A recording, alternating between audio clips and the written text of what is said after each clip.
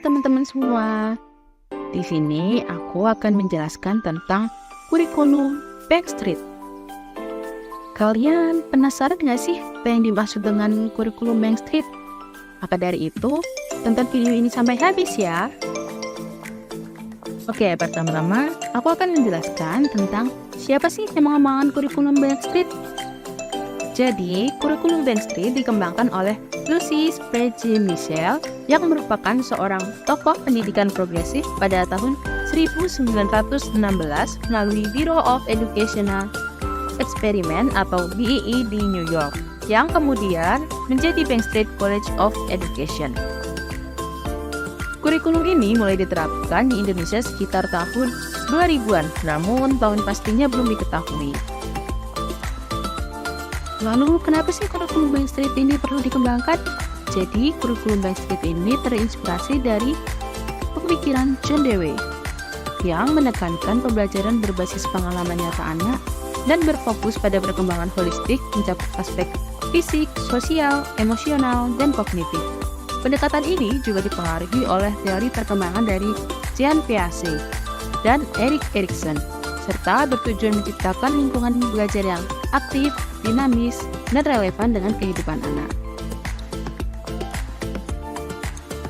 Kurikulum Backstreet memiliki ciri-ciri sebagai berikut.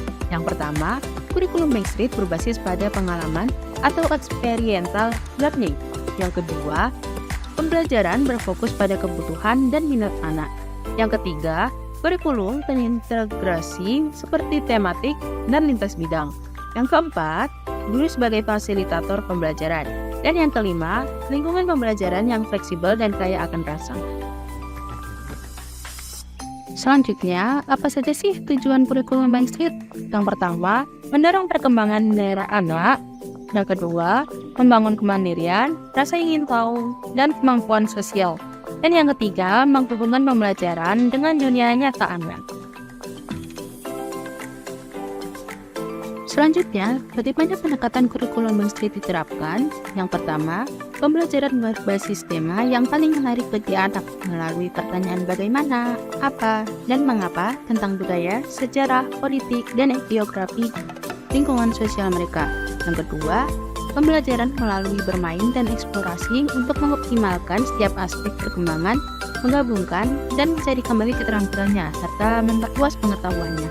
Yang ketiga, pembelajaran interdisipliner dan berbasis proyek, contohnya seperti bermain dengan materi buka tutup atau materi pada permainan yang dapat diubah menjadi sesuatu yang baru seperti balok, air, kayu, tanah liat, dan lain-lain.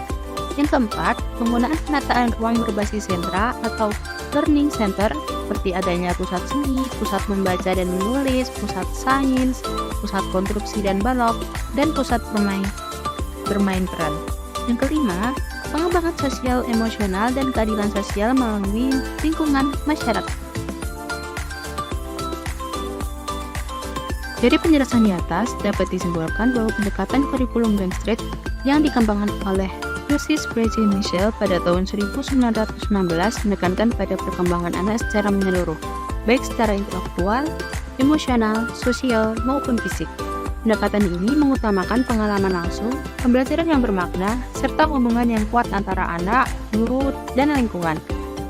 Kurikulum Backstreet bersifat fleksibel menyesuaikan dengan kebutuhan dan minat anak, sehingga anak dapat belajar secara aktif, mandiri, dan kreatif. Sekian informasi yang dapat disampaikan. Semoga informasi ini dapat menambah pemahaman teman-teman semua terkait pendekatan kurikulum Backstreet ya. Terima kasih sudah menonton video ini sampai habis. Sampai jumpa di lain kesempatan.